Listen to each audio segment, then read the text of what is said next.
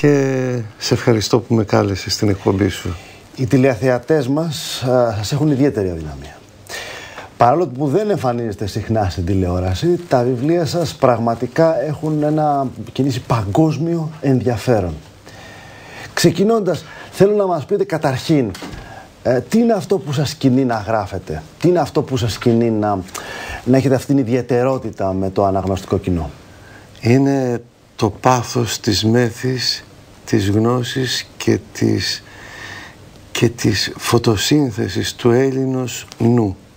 Είναι κάτι που δεν μπορώ να το περιγράψω. Είχα ρωτήσει τον Βαγγέλη, τον Παπαθανασίου, και του λέω: Βαγγέλη, όταν σου έρχεται μία έμπνευση, τι γίνεται, πώς σκέπτεσαι πριν? Και μου λέει: βάζω τα χέρια μου, τα δάχτυλα πάνω στο πιάνο και πάνε μόνα τους. Το ίδιο και εγώ. Όταν θα καθίσω, χωρίς να θέλω, αρχίζω και εμπνέομαι και δημιουργώ. Είναι κάτι, ένας έρωτας θείος, μπορώ να πω, με το πνεύμα το ελληνικό, με το θεοφόρο πνεύμα των Ελλήνων. Είναι, δεν μπορώ να το εξηγήσω, είναι μια αίσθηση υπερκόσμια. Ούτε για δόξα πάω, ούτε για χρήματα, ούτε για να προβληθώ κάπου. Αυτή είναι η θεία μέθη της γνώσης του Έλληνος λόγου. Ο Έλλην λόγος, τι είναι αυτό που διαφοροποιεί όμως τους Έλληνες? Γιατί στην Ελλάδα έχουν δημιουργηθεί όλα? Όταν είσαι σε ένα μηχανουργείο, θα έχεις κάποια μηχανήματα και θα φτιάξεις ένα καλούπι που λέγεται οδηγός. Αυτό το καλούπι οδηγός είναι βάση αυτού θα βγουν οι κόπιος που θέλεις. Οι Έλληνες σαν φυλή είναι η φυλή οδηγός όλων των άλλων κατοίκων του πλανήτη Γη. Δεν είναι ο λαός ή η φυλή υπέρ των άλλων λαών ή υπεράνω των άλλων λαών, είναι οι υπηρέτες. Γι' αυτό και έχουμε όλοι μας οι σοφοί, ταπεινοί, ευγενικοί, πράοι και μιλήχοι. Η Ελλάδα είναι ο πνευματικός οδηγός των ανθρώπων του πλανήτη Γη. Αυτό κανένας δεν το έχει καταλάβει ακόμα. Αυτό έκανε και ο μέγιστος των Ελλήνων, Αλέξανδρος, που ούτε ακόμα σήμερα έχουν καταλάβει τι έκανε ο Αλέξανδρος. Η Ελλάδα είναι το πνεύμα. Αυτό όμως οι σημερινοί Έλληνες δεν δείχνουν να το έχουν καταλάβει, να το έχουν συνειδητοποιήσει σήμερα. Είναι έτσι? Ναι. Να σου πω γιατί, Λεωνίδα. Είναι διότι δεν υπάρχουν οδηγοί σωστοί. Κουράζονται πάρα πολύ οι πνευματικοί οδηγοί Έλληνες. Τσακώνονται μεταξύ τους, γιατί υπάρχει και αυτό μέσα στο DNA το ελληνικό, το οποίο δεν είναι κακό, είναι λόγος εξέλιξης και αυτό. Ναι, διότι κάθε φορά που τσακωνόντουσαν κάνουν μια απικία κάπου. Ακριβώς. Φεύγανε μεν, πηγαίναν αλλού. Πήγαιναν στην Ιωνία, πήγαιναν στην Κελία, πήγαιναν σε όλο τον κόσμο. Έτσι. Σαν τους πελαργούς που λένε, γύρισαν όλο τον κόσμο οι Έλληνες, γιατί ακριβώς ο βάχυλος της διχόνοιας τους κάνει. Η μαχητικότητα μεταξύ τους είναι πολύ ανταγωνιστικούς. Ναι, ακριβώς. Και αυτό έχει το θετικό του. Αυτό όμως σήμερα που η Ελλάδα φαίνεται λίγο απομονωμένη, δεν κάνει καλό. Να σου πω γιατί δεν κάνει καλό. Η Ελλάδα δεν είναι καθόλου απομονωμένη ως προς το πνεύμα. Ως προς την ύλη. Εσύ που βγαίνεις στο εξωτερικό αρκετά, που έχεις πάει σε πολλά μέρη, τι βλέπεις, τι εισπράττεις από τους άλλους λαούς για τους Έλληνες? Κοίταξε, εμένα, ειδικά σε μένα, άμα πιάσουμε κουβέντα περί Ελλάδος με ξένους, δεν τα βγάζουν πέρα μαζί μου. Αλλά το θέμα είναι ότι είμαι πολύ ευγενικός και το μόνο που τους λέω είναι ότι τι γλώσσα μιλάς? Γερμανικά, αγγλικά, γαλλικά? Ξέρεις ότι μιλάς ελληνικά χωρίς να το έχεις καταλάβει? Και μου λέει, μα πώς? Και αυτό, και αρχίζω και του λέω. Μετά λέω, κοίταξε, λέω, παντού τα κτίρια σας, τα κλασικά, Αμερική, Αυστραλία, Καναδά, Ευρώπη, τα κτίρια, λέω, αυτά, οι ρυθμοί, τι είναι? Μου λέει, έτσι τους τα έχουν μάθει, ρωμαϊκά. Ναι, μπράβο, έτσι νομίζω. Ναι, ρωμαϊκά. Ναι, οι Ρωμαίοι από πού τα πήρανε, λέω? τη στιγμή που κατέβηκαν από το βορρά, οι Ρωμαίοι ήταν Ετρούσκοι, ήταν ανθρωποφάγοι. Πού τα πήραν οι Ρωμαίοι? Από τους Έλληνες. Λοιπόν, άρα είναι ελληνικά. Αλλά τι έχετε με την Ελλάδα, λέω? Αφού και οι γλώσσες σας και οι επιστήμες σας, η αρχιτεκτονική σας, η ιατρική, όλα τα πάντα είναι Ελλάδα. Γιατί? Δεν ξέρουν να προσέξουν την Ελλάδα και οι Έλληνες δεν ξέρουν να τους απαντήσουν ελληνικά. Παραπάνω, ας πούμε, με τον Κολοκοτρώνη, με τον Αλέξανδρο, δεν είναι αυτή η Ελλάδα να προβάλλουμε συνέχεια και να κρυβόμαστε πίσω από τους προγόνους μας.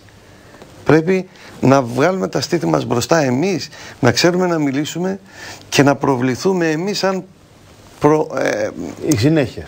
Ναι, σαν συνέχεια. Η νέα μορφή του ελληνισμού. Αυτό θέλουμε και εμείς. Αυτό κάνουμε σε αυτήν την εκπομπή. Αυτό προσπαθούμε να πείσουμε τον κόσμο. Να πείσουμε τον κόσμο να συνειδητοποιήσει ότι ναι, είστε όχι οι απόγονοι των Ελλήνων. Είστε η συνέχεια των Ελλήνων. Ακριβώς. Και είστε φτιαγμένοι για μεγάλα πράγματα. Εσάς τώρα που σας κοιτούμε στα μάτια σήμερα, αυτή τη στιγμή, στην τηλεόραση, ναι, είστε φτιαγμένοι για μεγάλα πράγματα. Αρκεί να το συνειδητοποιήσετε, αρκεί να το νιώσετε, να το καταλάβετε. Δεν είμαστε καρπαζόης πράκτορες. Με τίποτα. Οι πρωταγωνιστές της ανθρωπότητας. Μα γι' αυτό το αποδεικνύουν τα έργα μας. Μας μισούνε, Λεωνίδα, το καταλαβαίνεις, γιατί μας βλέπουν. Μας μισούν. Κατά βάθος έχουν μίσος. Δεν είναι η Ελλάδα, δεν τη θέλουν την Ελλάδα, αλλά δεν θανατώνεται και η Ελλάδα, γιατί η Ελλάδα δεν είναι φυλή, είναι πνεύμα. Και το πνεύμα δεν πεθαίνει ποτέ. Πότε δεν πεθαίνει. Λοιπόν, αυτό πρέπει να καταλάβουν. Εμένα τα βιβλία με αυτό το σκοπό έχουν. Εγώ όταν αφήνω την καλλιτεχνία 29 ετών στη Γαλλία, στη CBS, με παραγωγή τραγουδιών στη CBS, που πολλοί πάνε και τρώνε πόρτα, και όταν εγώ τα αφήνω 29 ετών και φεύγω και γυρίζω, γιατί δεν ήθελα να υπηρετήσω τα αυτιά των ανθρώπων, ήθελα μέσα από τα αυτιά να φτάσω στην ψυχή και εκεί να μεταφέρω. Και τα βιβλία και η γνώση αυτό το σκοπό έχουν, να μεταφέρεις στον συνάνθρωπό σου και στον Έλληνα πράγματα τα οποία θα τον κάνεις να είναι μια αυτόφωτη δύναμη και όχι να είναι η σκιά κάποιας προσωπικότητας κάποιου. Μίλησε για την ψυχή και μου δίνεις την ευκαιρία να μιλήσω για το καινούριο βιβλίο που έχεις βγάλει. Μόλις τώρα κυκλοφόρησε, μπορούμε να το δείξουμε εδώ. Είναι από την ομάδα των λευκών βιβλίων, το Λόγοι Πυρός μέρος δεύτερον, το οποίο πλέον έχεις μπει, εδώ, να έρθει φάκος εδώ, στο θέμα της ψυχής για τα καλά πλέον. Η ανθρώπινη ψυχή. Και γιατί ξεκινάμε από την ανθρώπινη ψυχή και τι είναι τελικώς η ανθρώπινη ψυχή? Είναι ο Λεωνίδας και λέει στους 300 μην φάτε βαρύ πρωινό, γιατί είμαστε καλεσμένοι το βράδυ στα παλάτια του Πλούτονος. Ναι. Λες και ήταν στο Intercontinental και θα τρώγανε πρωινό. Έτσι. Τι έλεγε όμως αυτός ο μέγιστος? Γνώριζε περί ψυχής, γνώριζε παράλληλους κόσμους, γνώριζε τι εστί άδης και τι εστί πλούτος του άδου. Ναι. Από τον Πλούτονα. Και σου λέει, εμείς εδώ ήρθαμε τώρα, είναι μεγάλη μας χαρά και τιμή, διότι φεύγουμε όπως πρέπει να φύγουμε ως Έλληνες άντρες. Μέσα από τη μάχη να περάσουμε στα ηλίσια πεδία. Η γνώση που είχαν περί ψυχής, αυτοί οι μύστες πολεμιστές, είναι αυτό που σήμερα οι Έλληνες έχουν χάσει τελείως, την επίγνωση της οντότητός των ως ολοκληρωμένοι άνθρωποι, που μέσα στον άνθρωπο υπάρχει η ψυχή. Τα πάντα για την ψυχή κάνουμε. Τίποτα δεν κάνουμε για το σώμα. Να σώσουμε την ψυχή μας. Γιατί αν είναι κάτι αέρινο, κάτι που δεν υπάρχει, να κάνουμε μία προσπάθεια ολόκληρη στη ζωή. Οι μύστες στην αρχαία Ελλάδα, οι μέγιστοι μύστες, Πυθαγόρας, Επιμενίδης, Φερεκίδης, όλοι αυτοί, τα μυστήρια. Γιατί το μυστήριο περί ψυχής? Διότι αυτό που πραγματικά είμαστε τώρα και μιλάμε και μας ακούτε, δεν είναι τα σώματά μας, είναι οι ψυχές μας. Τι είναι όμως η ψυχή? Πώς το αντιλαμβάνουμε, πώς μάλλον θα το δώσουμε στους τηλεθεατές? Ένα στίγμα, μια ακτίνα, κάτι να κατανοήσουμε. Η αρχική μορφή ύπαρξης, η η οντολογική υπόσταση του όντως είναι το πνεύμα. Είναι το πνεύμα. Ας φανταστούμε λοιπόν ότι το πνεύμα είναι ο πυρήνας του ήλιου. Ο πυρήνας του ήλιου, το αποτέλεσμα του πυρήνος είναι να δημιουργηθεί μια πυρακτωμένη μάζα γύρω από τον πυρήνα. Γύρω από τον πυρήνα, το αποτέλεσμα, η προέκταση της μάζας αυτής είναι η ακτινοβολία. Βλέπουμε τρεις υποστάσεις που έχουν μία κοινή ταυτότητα. Πυρήνας, πύρινη μάζα, ακτινοβολία. Πυρήνας το πνεύμα, πύρινη μάζα η ψυχή. Ακτινοβολία είναι αυτό που συναντάει άλλα σώματα και έρχεται σε επαφή και δημιουργεί και αγγίζει. Άρα λοιπόν, πολύ απλά το λέω, το πνεύμα, ο πυρήνας που δεν πεθαίνει ποτέ, η μάζα είναι το περίβλημα του πνεύματος και η ακτινοβολία, ας το πούμε, είναι οι χώροι φυσικοί που ταξιδεύουν αυτά τα δύο μέσω ακτινοβολίας και θερμότητος. Εμείς λοιπόν, όταν σβήσουμε τον ήλιο, ο ήλιος μπορεί να μείνει αναμένος στον πυρήνα. Να μην βλέπουμε την εξωτερική του επιφάνεια, αλλά να μην δούμε καθόλου το φως. Αυτό δεν πάει να πει ότι πέθανε το φως. Το φως υπάρχει. Γιατί το φως υπάρχει και μέσα στο σκοτάδι. Το σκοτάδι που βλέπετε είναι γεμάτο φως. Είναι οι διαστάσεις της αίσθησης της οράσεως που δεν επιτρέπουν να δούμε αυτό το φως που μέσα εκεί εμείς είμαστε απειροστιμόρια μέσα σε έναν πυρήνα ηλιακό. Τώρα η συχνότητα του ματιού μας είναι τέτοια που βλέπουμε έναν ήλιο μακριά, ενώ ταυτόχρονα είμαστε μέσα στον πυρήνα του ήλιου. Αυτή η ατομικότητα που ταξιδεύει από τον πυρήνα μέσα από την μάζα με την ακτίνα προς τα έξω είναι το φυσικό μας σώμα, ο άσωτος ιός, που θα αντανακλάσει κάπου σε κάποιο άλλο σώμα, θα υπάρξει αντανάκλαση και θα επιστρέψει πάλι προς την εστία, προς τον πατέρα. Αυτή είναι με πάρα πολύ ταπεινά λόγια. Άρα λοιπόν το σύμπαν δημιουργεί ένα κομμάτι του εαυτού του, ένα μικρό κομμάτι του εαυτού του, το οποίο μας το δίνει, το αναλαμβάνουμε εμείς να το κάνουμε τι? Να το συνειδητοποιήσουμε, να το εξελίξουμε. Αυτό θα γυρίσει έτσι κι αλλιώς πίσω δηλαδή. Ναι, υπάρχει η συνεχής κίνηση. Έτσι. Το σύμπαν δεν είναι δεν είμαστε εμείς ένα κομμάτι του. Το σύμπαν είναι ένα κομμάτι από εμάς. Το παιχνίδισμα γίνεται στην αίσθηση της όρασης. Τα πάντα τα μετράμε μέτρων πάντων άνθρωπος γαρεστή. Τα πάντα τα μετράμε με την διάστασή μας.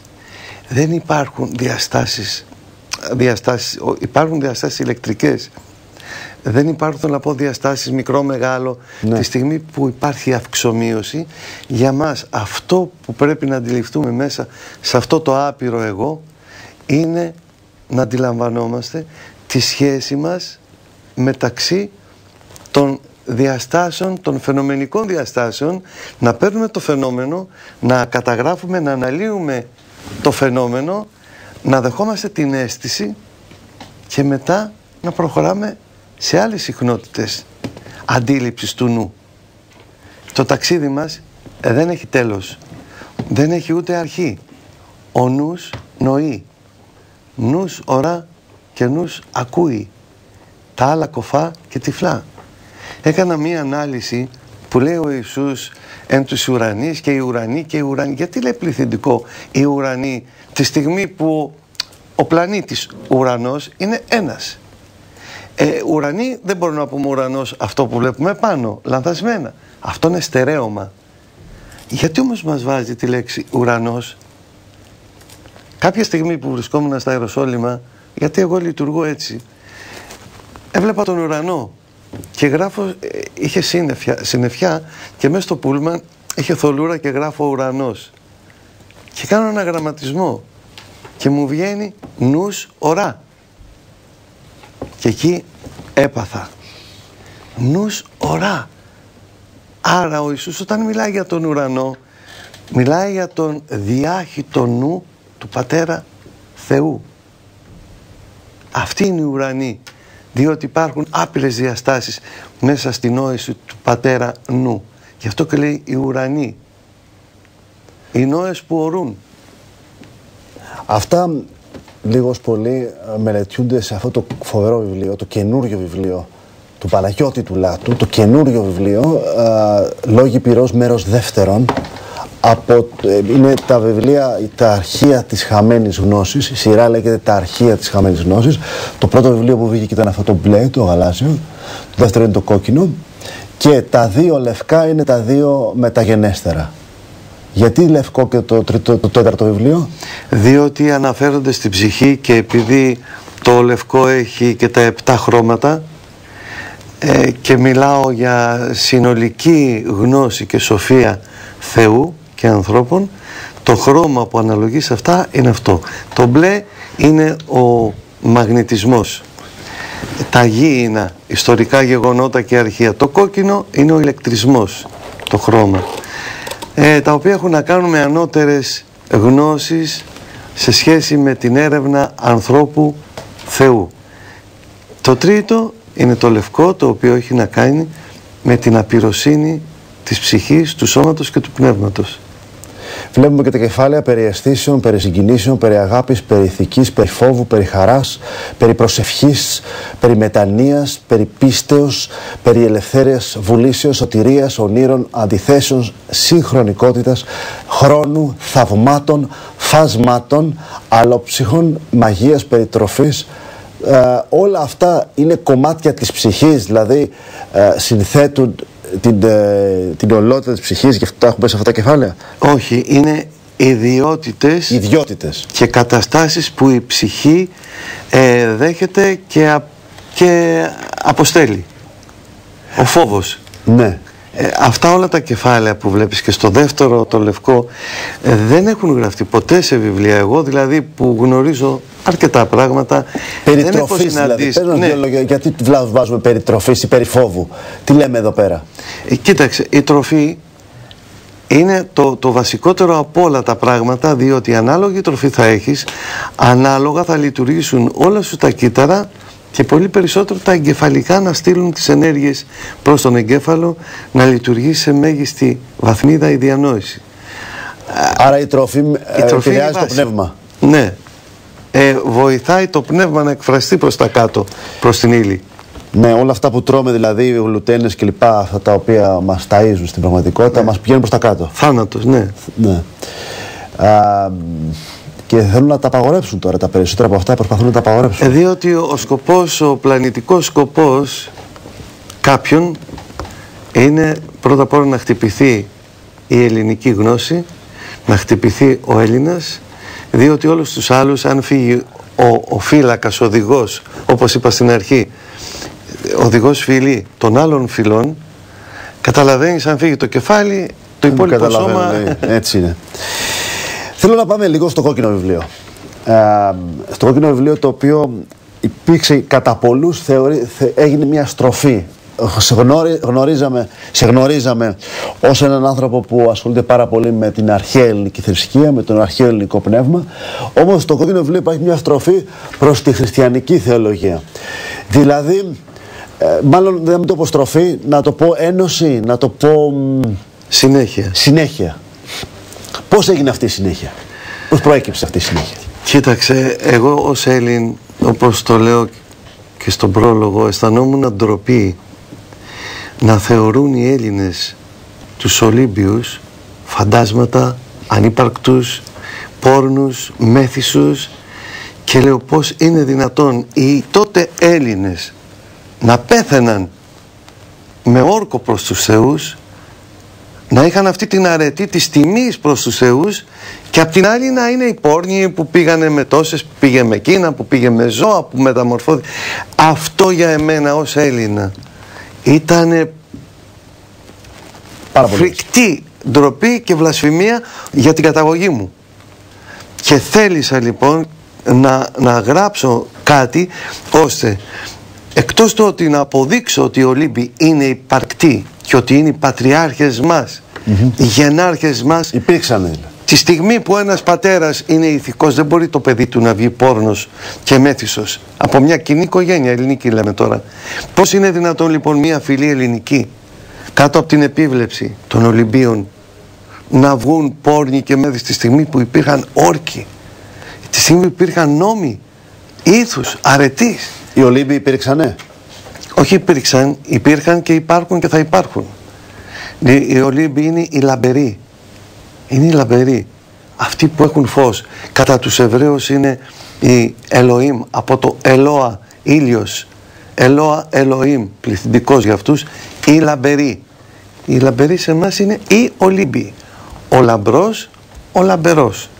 Λοιπόν, και αυτό η ιερή αγανάκτηση είναι αυτή που με έκανε να ταξιδέψω με το σκεπτικό ότι ήξερα μέσα μου ότι υπάρχουν, ήξερα ότι είναι υπηρέτες αυτού που γνώρισαν σαν Ιησού Χριστό μετά οι άνθρωποι, αλλά πολλοί δεν καταλαβαίνουν τι πάει να πει ιεραρχία.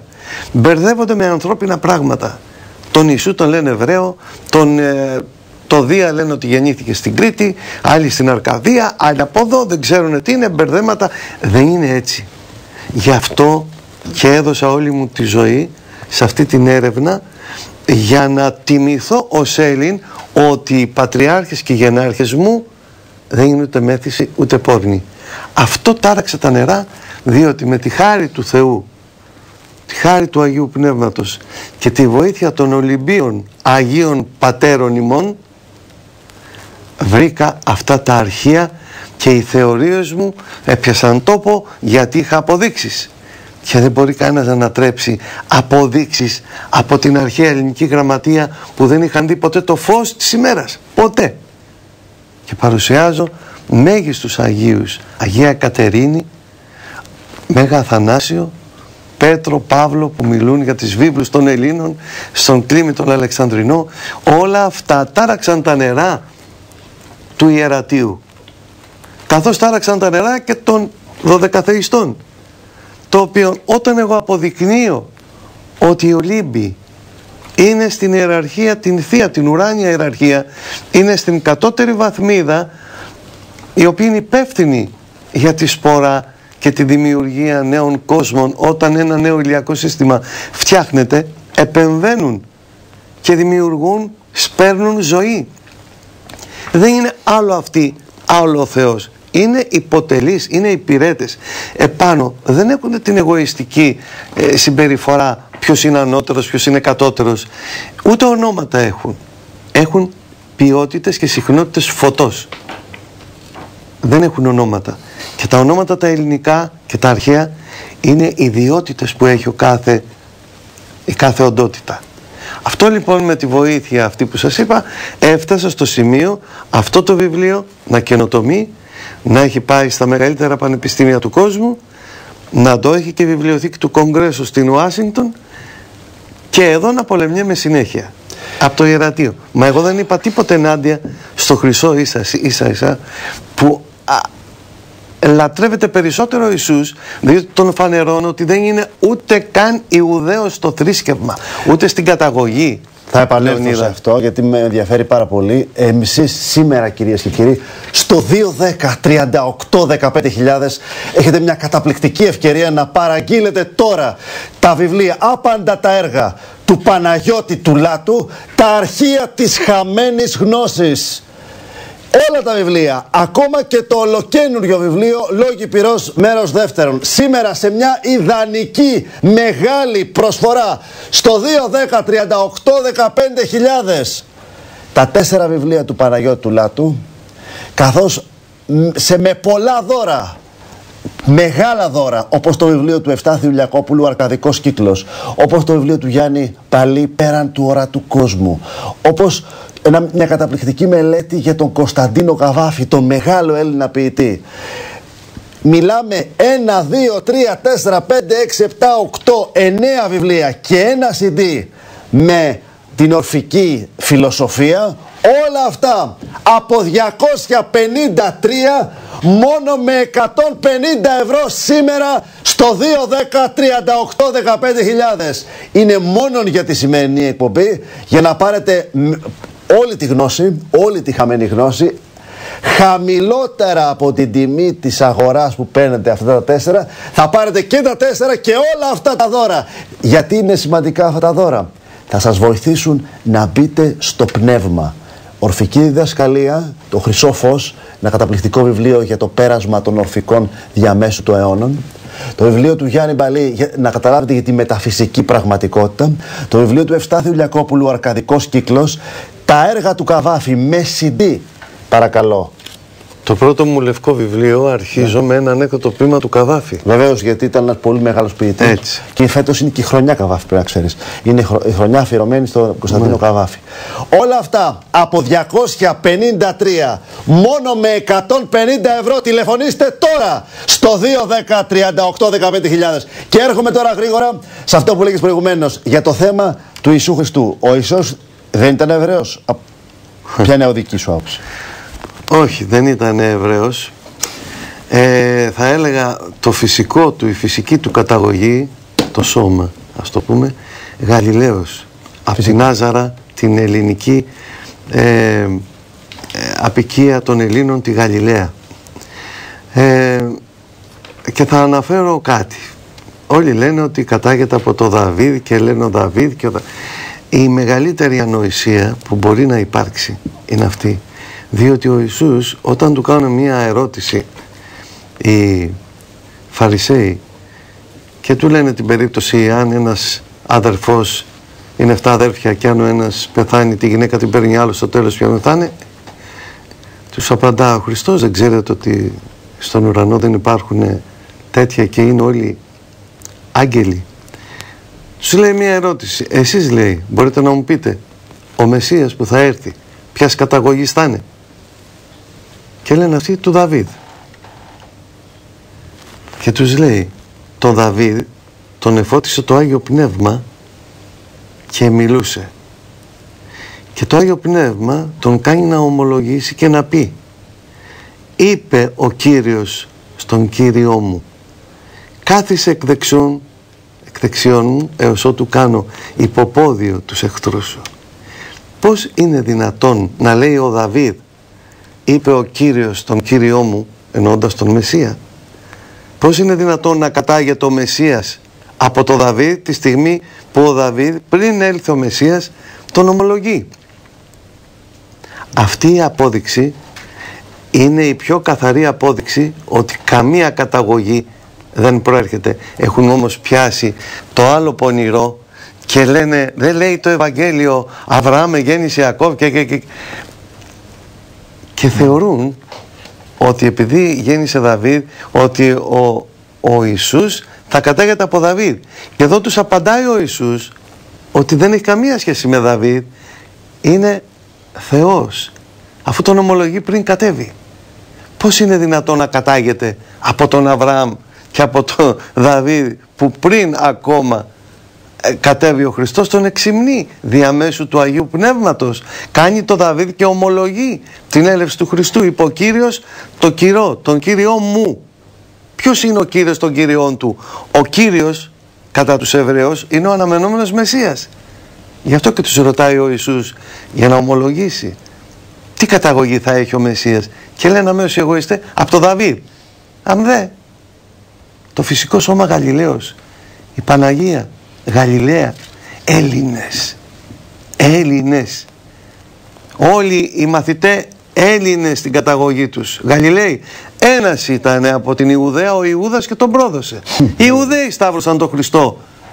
Και να σας αποδείξω ότι γιατί ήταν Έλληνας. Πάνε οι Φαρισαίοι και οι γραμματείς στον Πιλάτο και του λένε ότι ο Ιησούς αυτά και τα άλλα τα ξέρετε, τα γνωστά, μην σας κουράζω. Και λέει τι θέλετε να το κάνουν? Σταύρωσον. Πρώτα απ' όλα, οι Εβραίοι ποτέ δεν σταύρωναν δικούς τους ναι, βέβαια. από τη δική τους φίλη. Για λιθοβολισμό τους εκτελούσαν. Λιθοβολισμό. Ναι, πάντοτε. Πάντα. Εδώ προτείνουν στον Πιλάτο να σταυρωθεί. Γιατί δεν τον θεωρούσαν Ιουδαίο, τον θεωρούσαν εθνικό. Δηλαδή Έλληνα ή Ρωμαίο. Και στη σταύρωση. Όταν λοιπόν τον σταυρώνουν, λέει ο Πιλάτος να γραφεί πινακίδα πάνω, η οποία γράφουμε για ποιο λόγο σταυρώνεται. Και λέει Ιησούς Ναζωραίος βασιλιάς Ιουδαίων. Και λυσάνε πάλι αυτοί. Δεν είναι Ιουδαίος. Δεν είναι Ιουδαίος. Άρα βλέπετε ότι και οι ίδιοι, αν προσέξετε, σε αυτή τη λεπτομέρεια, ομολογούν ότι τον Ιησού δεν τον θεωρούσαν Ιουδαίο.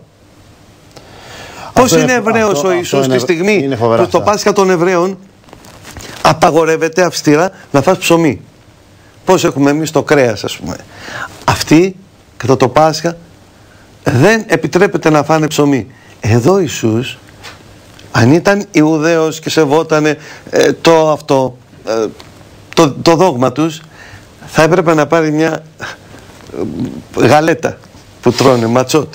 Λοιπόν, εδώ μας πήρε άρτο και τον κόβει.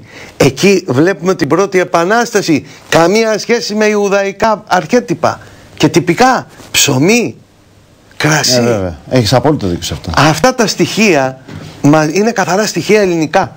Κρασί και νερό βλέπουμε και στο Δία με τη Σεμέλη και στο Διόνυσο, που παίρνει την καρδιά και τη στάζει μέσα σε ένα ποτήρι με κρασί και το πίνει. Λοιπόν, αυτές οι αποδείξεις είναι καθαρά ελληνικές. Δεν έχει καμία σχέση ο Ιησούς με Ιουδαίους. Και δείτε όλες οι φυλές της Παλαιστίνης, οι Ιουδαίοι ήσαν οι σταυρωτές. Στο 2-10-38-15.000 σήμερα και μόνον για τη σημερινή εκπομπή. Τα αρχεία της χαμένης γνώσης. Άπαντα τα έργα του Παναγιώτη του Λάτου. 4 βιβλία, το μπλε, το κόκκινο και τα 2 λευκά. Το Α και το Β, τα έχω βάλει για να τα ξεχωρίζουμε.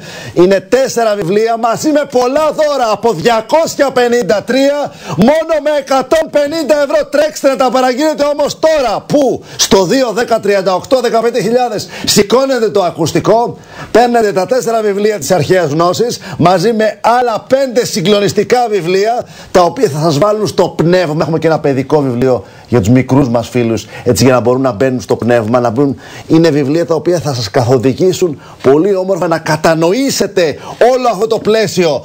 Τα αρχεία της χαμένης γνώσης, όλα μαζί, μόνον για μία εκπομπή, μόνον για σήμερα, στην εκπομπή Ελλήνων Έγερσης, στο 2-10-38-15.000, σε μια μεγάλη ανεπανάληπτη προσφορά. Αν δεν πιάνετε γραμμή, στείλτε γραπτό μήνυμα στο 6984 142555. Θέλω τα βιβλία του Παναγιώτη του Λάτου. Μπορείτε να τα βρείτε στο τηλεφωνικό μας κέντρο. Μπορείτε όμως να στείλετε και γραπτό μήνυμα. Θα τα στείλουμε σπίτι σας με ελάχιστα ταχυδρομικά έξοδα με τον ταχυμεταφορέα, ή μπορείτε να τα παραγγείλετε, να τα παραλάβετε από κάποιο βιβλιοπωλείο μας. Σόλωνος, συγγνώμη, δεν υπάρχει πια η Σόλωνος, Λένορμαν, Κηφισιά, Πειραιάς, Παπάγου. Στη Λένορμαν το Σάββατο 25 Μαΐου έχουμε και ένα μεγάλο παζάρι βιβλίου που σας περιμένουμε από τις 9.30 μέχρι τις 3 περίπου το Σάββατο 25 Μαΐου, με βιβλία 1 και 2 ευρώ μόνο. Αυτό είναι σαν ανακοίνωση για να μην το ξεχάσω. Αυτό που έχει σημασία για αυτή την εκπομπή, τα αρχεία της χαμένης γνώσης του Παναγιώτη του Λάτου, σήμερα σε μια ενιαία προσφορά για πρώτη φορά στην ελληνική τηλεόραση. Και πάμε γρήγορα στο πρώτο βιβλίο της σειράς, το μπλε. Μπλε, κόκκινο και 2 άσπρα συνθέτουν αυτή τη μεγάλη έρευνα που όμοιά της δεν έχει προηγούμενο και έχει παγκόσμιο ενδιαφέρον. Στο πρώτο βιβλίο μιλάς σε ένα πολύ περίεργο κομμάτι για τα όντα τα οποία υπάρχουν στη γη σήμερα, τα οποία δεν είναι γήινη. Ναι, και όχι μόνο, αναφέρομαι στους Οφιονίδες, στα ερπετοειδή. Στα ερπετοειδή. Το είχαμε παρουσιάσει και με την έρευνα του David Icke κάποτε. Μπράβο. Αυτή την γνώση και αυτή την, τέλος πάντων, την όθηση την είχα κάνει το 90 ανοιχτά από τις εκπομπές και του Κώστα του Μιλωνά. Είναι φοβερό βιβλίο, διότι εκεί υπάρχει ένας κώδικας. Ποιος κώδικας? Του Περσέα. Ο Περσέας, επειδή τα αναφέρω μέσα, ο Περσέας είχε μία αποστολή: να πάρει το κεφάλι της Μέδουσας. Το κεφάλι της Μέδουσας Από τι αποτελεί το? Από φίδια. Αν αναλύσετε λίγο με απλή λογική, τι επεδίωξε ο Περσέας? Επεδίωξε να χτυπήσει στον πλανήτη του Όφεως, να χτυπήσει την κεφαλή των Οφιονιδών που βρίσκονται στην γη. Την κεφαλή. Αλλά είναι τόσο ωραία κωδικοποιημένο που δεν πήγε να διαλύσει τους Οφιονίδες στην γη, οι οποίοι προϋπάρχουν των ανθρώπων, και τους συναντάμε και στον κήπο της Εδέμ που μιλάει ο Όφης στον Αδάμ και στην Εύα. Προϋπήρχαν οι Οφιονίδες στη γη σαν έκπτωτοι. Μετά δημιουργείται ο άνθρωπος. Όμως γίνεται η μόλυνση και στέλνεται ο Περσέας και τον βοηθάει και ο Ερμής, τον βοηθάει και η Αθηνά και τον κατευθύνουν πώς να φτάσει να πάρει την κεφαλή της Μέδουσας. Δεν είναι το θηρίο, είναι από εκεί που προέρχονται οι Οφιονίδες στο δικό μας ηλιακό σύστημα. Ο Περσέας λοιπόν ήθελε να χτυπήσει και να χτυπήσει την κεφαλή των Οφιονιδών. Η κεφαλή χτυπήθηκε. Αυτοί που απομένουν είναι οι αναπομείναντες στον πλανήτη το δικό μας. Υπάρχουν όμως, κυκλοφορούν. Ο Ιησούς δεν λέει στην Ιερουσαλήμ, προσέξτε τη λέξη, γεννήματα εχιδνών. Προσδιορίζει φίδι με δηλητήριο. Δεν λέει ένα φίδι απλό, είστε φίδια. Προσδιορίζει γεννήματα εχιδνών που δεν είστε δικοί μου, γι' αυτό και κάνετε τα έργα του πατέρα σας. Ναι, αυτή η φανερή ομολογία του Ιησού Χριστού. Γεννήματα εχιδνών. Είναι δυνατόν ο δημιουργός να έλεγε στο δημιούργημά του ότι είσαστε γεννήματα εχιδνών και δεν είστε δικοί μου, γι' αυτό και κάνετε τα έργα του πατέρα σας, του διαβόλου? Λοιπόν, οπωσδήποτε είναι ανάμεσά μας, αλλά δεν είναι με μορφές φιδιών. Μην τρελαθούμε, η φαντασία μας να περιορίζεται, παρακαλώ, σε σοβαρά πράγματα. Και κάποιοι άλλοι είναι από έναν άλλο πλανήτη. Δεν είναι απαραίτητα να έχουν κεραίες και να έχουν μεγάλα μάτια και αυτά. Υπάρχουν ανδροειδοί σαν και εμάς, πιο ψηλά αλλά πιο κοντά. Υπάρχουν ανδροειδοί που είναι ανάμεσά μας. Ο Όφης στην Εύα δεν παρουσιάστηκε σαν φίδι. Το όνομά του και η καταγωγή του ήταν Όφης και μιλούσε. Λοιπόν, όταν λέει μετά να σέρνεσαι με την κοιλιά, καλά, εφόσον φτιάχνει πρώτα τα ζώα και τα ερπετά ο Θεός, με τι περπατάγαν τα ερπετά τότε? Πέταγαν? Δεν σέρνονται με την κοιλιά τους. Γιατί του λέει θα σέρνεσαι με την κοιλιά?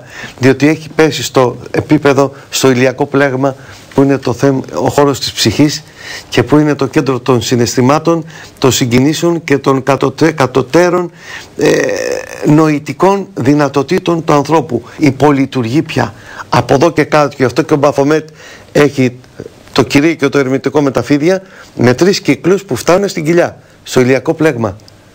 Είναι κύριος της ύλης δηλαδή.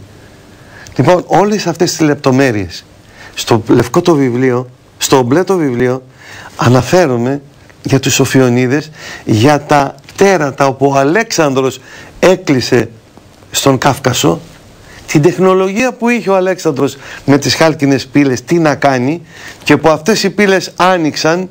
Γι' αυτό και βλέπετε τέτοιο κακό Ινδία, Αφγανιστάν, Πακιστάν. Εκεί εκλείστηκαν οι πύλες μέχρι τον Κάφκασο πάνω. Άνοιξαν όμως πάλι οι πύλες και ειδού το αποτέλεσμα. Και μας τα λέει και στην Αποκάλυψη αυτά.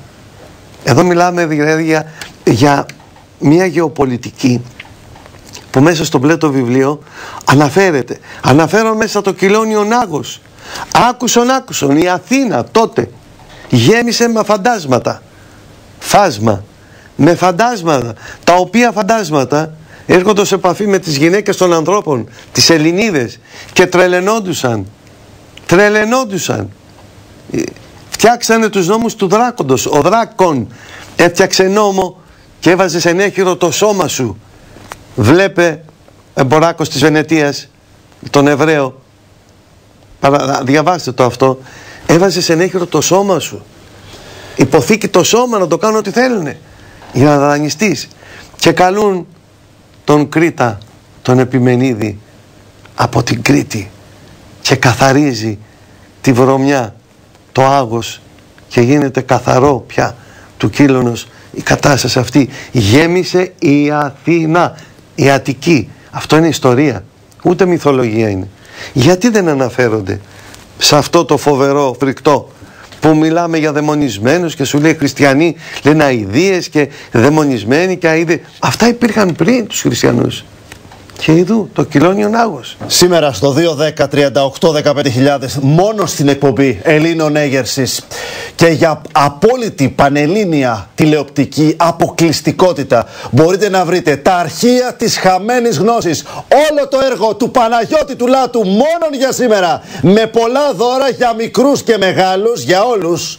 Για όλους, πολλά βιβλία, 9 βιβλία, 1 και 2 CD. Είναι 2 τα CD. Έχουμε ένα CD για τον Καβάφη, ένα CD για την Επειροσύνη. Τα παίρνετε δώρο όλα αυτά. Όλα αυτά τα. Αυτό πληρώνετε μόνο. Πληρώνετε τα αρχεία της χαμένης γνώσης, την πιο πρωτοποριακή έρευνα που έχει γίνει ποτέ στην Ελλάδα. Τα αρχεία της χαμένης γνώσης, όλα σήμερα, από 253 με 150 ευρώ, με πολλά δώρα. Τηλεφωνήστε τώρα στο 2-10-38-15.000 ή στείλτε γραπτό μήνυμα στο 6984-142555. Για την ψυχή, για όλα αυτά που ζητάμε, για πολλά ακόμα. Ο χρόνος δεν φτάνει να τα συζητήσουμε. Πάμε γρήγορα να πούμε για το χρυσό αριθμό.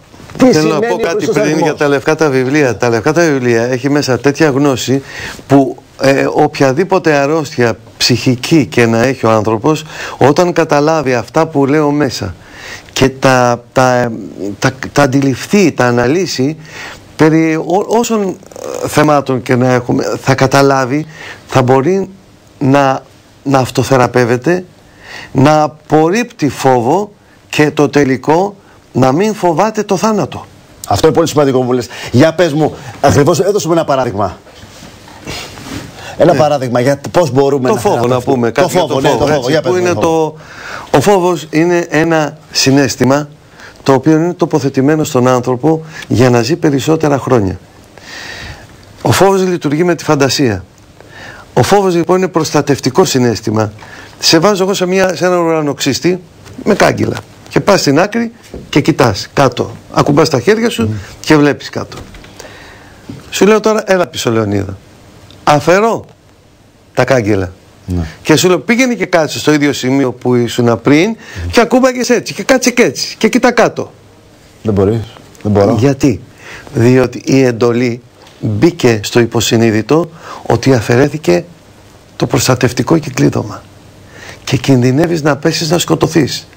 Αυτός ο φόβος είναι ένας αισθητήρας προστατευτικός να μην πάθεις κακό. Όταν όμως ο φόβος γίνει τρόμος, αυτό που κάνουν τώρα παγκοσμίως, εκείνη η καταδίκη.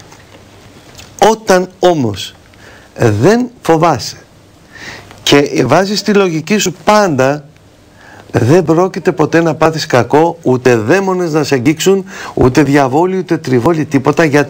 Γιατί όλα αυτά λειτουργούν με την αρνητική εκπομπή των κυμάτων του φόβου. Είναι ιονισμένα τα κύματα, τα μόρια των κυμάτων αυτών είναι ιονισμένα αρνητικά. Η αρνητική πολικότητα των κυμάτων που φεύγει από τις αδένες μέσα, την αδρεναλίνη προς τα έξω και εκπέμπεται, για τα αρνητικά όντα είναι θετικό και έρχονται. Ένα παιδάκι μικρό, πάει ένας και του κάνει αυτά τα τρελά, βάζει μάσκες και γελάει αυτό. Σε έναν μεγάλο θα τρομάξει. Γιατί το παιδάκι δεν τρόμαξε? Γιατί δεν έχει αναπτύξει ακόμα την αίσθηση του φόβου. Μεγαλώνει. Ναι, σωστά. Οπότε έχει το χαμόγελο, γελάει, θα γελάσει. Αυτό είναι ο φόβος. Το μόνο κακό που μπορεί να σου κάνει είναι ο ίδιος ο φόβος. Να δημιουργήσει με τη φαντασία σου καταστάσεις. Σε βάζουν σε ένα δωμάτιο σκοτεινό. Πώς θα περπατήσεις? Βηματάκια, τα χέρια σου μπροστά. Σου ανοίγουν το φως. Θα τρέξεις. Ποια είναι η διαφορά? Ότι με το φως έχεις γνώση. Βλέπεις. Με το σκοτάδι έχεις άγνοια. Άρα έχεις φόβο. Ο φόβος του αγνώστου. Αυτό, όλα αυτά και πολλά ακόμα θα τα μελετήσετε στο εκπληκτικό αυτό έργο, τα αρχεία της χαμένης γνώσης. Είναι εκπληκτικό πακέτο σήμερα με 9 βιβλία και 2 CD σήμερα στο 2-10-38-15.000 σε μια ανεπανάληπτη τιμή. Γλιτώνετε 100 ευρώ για τα πάρετε όλα αυτά. Θέλετε πάνω από 250 ευρώ στα βιβλιοπωλεία. Γλιτώνετε 100 ευρώ με ένα τηλεφώνημα στο 2-10-38-15.000 και τα παίρνετε όλα τα βιβλία, άπαντα τα έργα του Παναγιώτη του Λάτου σήμερα στο τηλεφωνικό μας κέντρο. Μην τα χάσετε. Είναι βιβλία τα οποία είναι πολύ σημαντικά. Θέλω να μου μιλήσεις για το χρόνο, για τον αριθμό φύ, το χρυσό αριθμό, για τις σύμβιλες. Μην ξεχάσω να στα ρωτήσω, στα ρωτάω τώρα γιατί δεν έχω πολύ χρόνο. Θέλω και από τα τρία. Ο χρόνος, πώς υπερπηδιέται, οι σύμβιλες, τι έχουν προφητεύσει και τι είναι ο χρυσός αριθμός φύ. Κοίταξε, οι σύμβιλες είναι οι προφήτισσες οι οποίες μεταφέρουν το Θείο Λόγο. Δεν ασχολούνται με κοινά και τα τυπικά, τα προβλήματα. Είναι καθαρά μηνύματα του Θεού προς τους ανθρώπους γενικά. Γι' αυτό και είναι από το Σίος και Βούλομαι, το δωρικό Σίος, Θεός, Θείος, Θεία Βουλή. Ο χρόνος. Ο χρόνος είναι η καταδίκη του ανθρώπου, ο τάφος του, η κάσα του, ο σταυρός του, είναι ο χρόνος. Είναι εγκλωβισμένο μέσα σε αυτό, γιατί είναι καρφωμένος, γιατί πρέπει αναγκαστικά να μάθει, να λάβει γνώση. Ο χρόνος λοιπόν έχει αποτέλεσμα το φόβο, συνεργάζονται με το φόβο, ώστε όσο περνάνε τα χρόνια αρχίζει και φοβάται ότι θα πεθάνει ο άνθρωπος, τον εγκαταλείπουν οι δυνάμεις του φυσικές και υπάρχει μια προετοιμασία θανατική. Μέσα από τα βιβλία θα σας φύγει αυτό, διότι όταν καταλάβετε τι είναι ψυχή, είναι άχρονη, δεν υπάρχει ηλικία, δεν υπάρχει θάνατος, δεν υπάρχει φθορά, υπάρχει μια φυσική κατάσταση αιώνια με άλλες αξίες και άλλα ενδιαφέροντα. Μην πάτε να κατανοήσετε από εδώ πώς είναι η ψυχή. Σας λέω ένα πράγμα. Και οι Ολύμποι και οι Άγιοι και ο Χριστός και ο Θεός, βλέπετε να κατοικεί κανένα στη γη? Κανένας. Πού είναι? Εδώ προβάλλονται. Και εμείς το ίδιο προβαλλόμεθα εδώ. Δεν είμαστε από εδώ. Από αλλού προβάλλουμε τους εαυτούς μας. Ό,τι είναι πάνω, έλεγε ο Ερμής ο Τρισμέγιστος, είναι και κάτω. Και ό,τι είναι και κάτω, θα αντιληφθείτε το επάνω. Εγώ αυτό σας βγάζω στα λευκά τα βιβλία.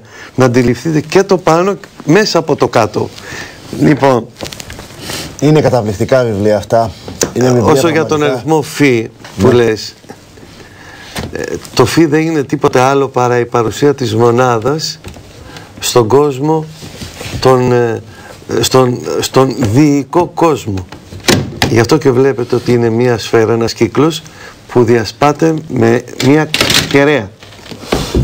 Η κεραία λοιπόν είναι ο αριθμός 10 και ο αριθμός 10 είναι και το αποτέλεσμα της τετρακτίως του Πυθαγόρα και βλέπουμε την παρουσία σε οτιδήποτε υπάρχει και το κύτταρο, το σφαιρίδιο, το σφαιρικό, το άτομο, τα πάντα, βλέπουμε την παρουσία του ενός, όπου το 1 είναι και 3.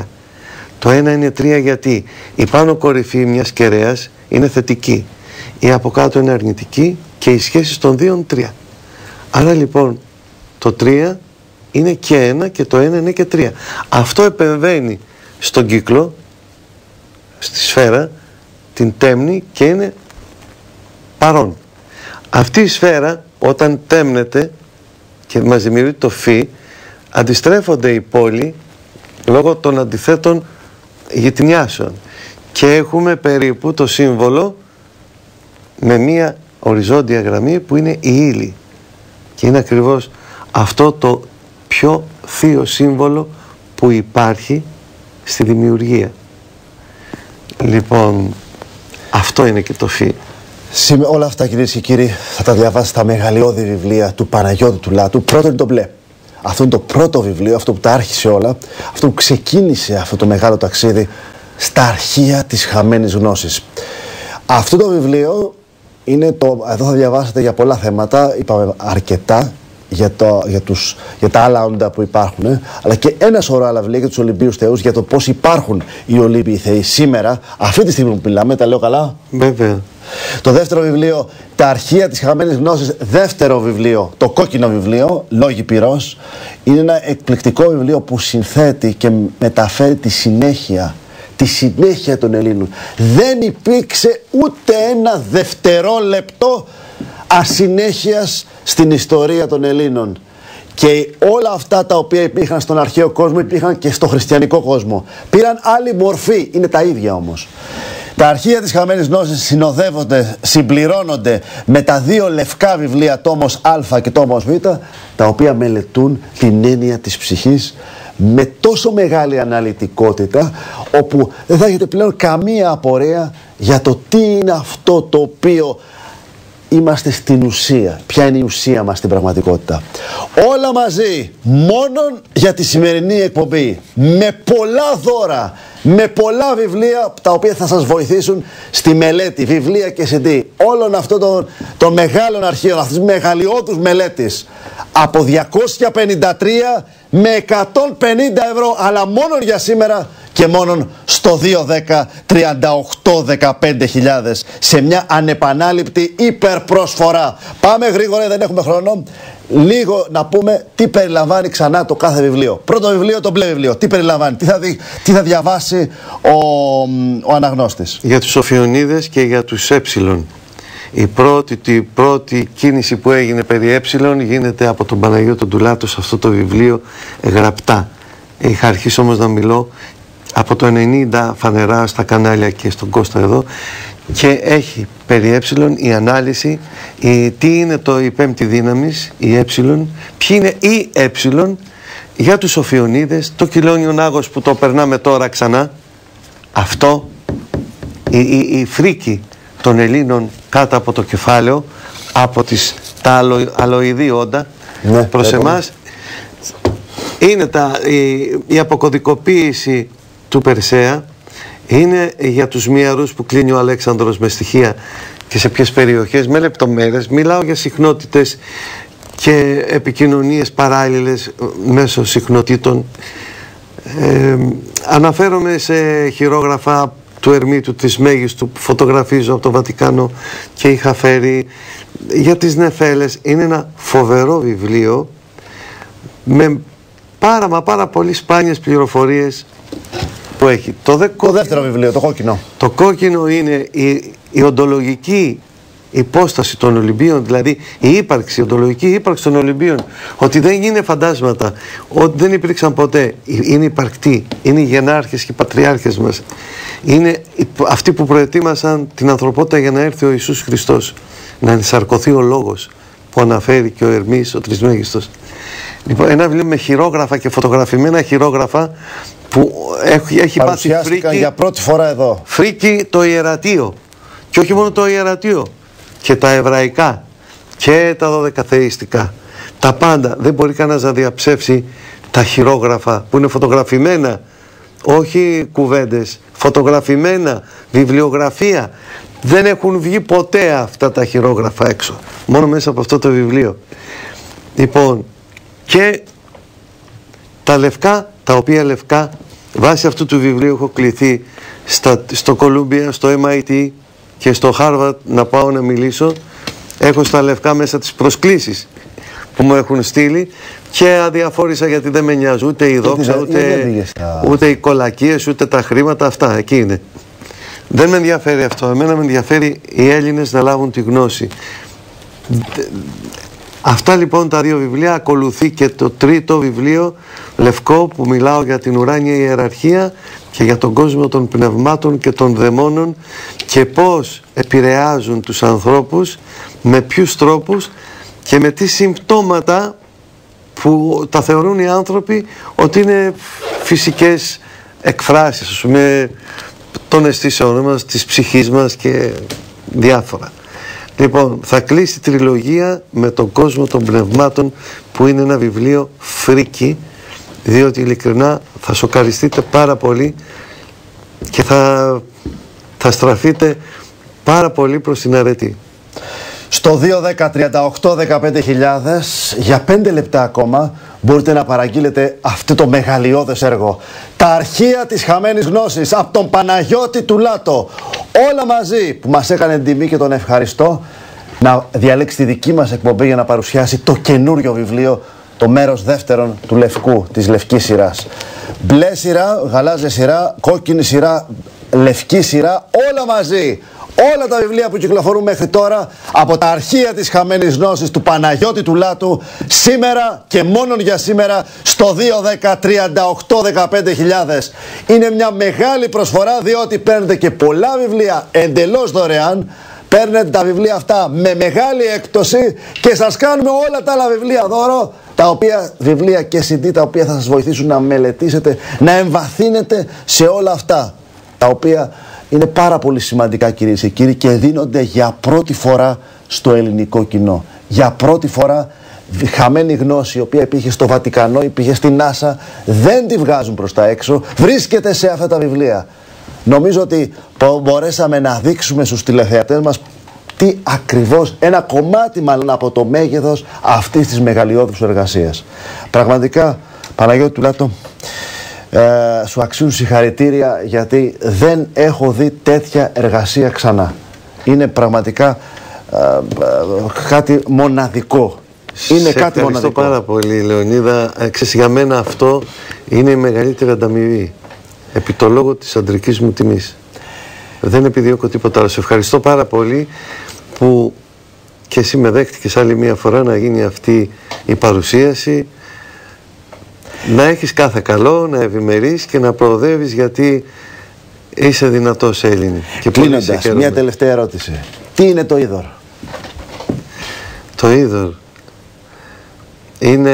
δεν είναι το νερό. Είναι τα ρευστά που διαχέουν τα σύμπαντα, τις ύλες, τα πάντα. Επειδή ρέουν, είναι η ήρα, όπου αν βάλεις το ήτα, ρο, αλφα και αρχίσεις ή ανατρέψε το πως θέλεις, ήρα, αήρ. Ναι. Ήρα, αήρ, ο αέρας που έχει μέσα όλες τις δυνάμεις. Όλες τις δυνάμεις. Τι έλεγαν οι Έλληνες με τους Ιταλούς? Ποιο επικαλούντο? Τι επικαλούντο? Αήρ. Αήρ. Τον αέρα, τις δυνάμεις που κρύβει ο αέρας. Την ήρα.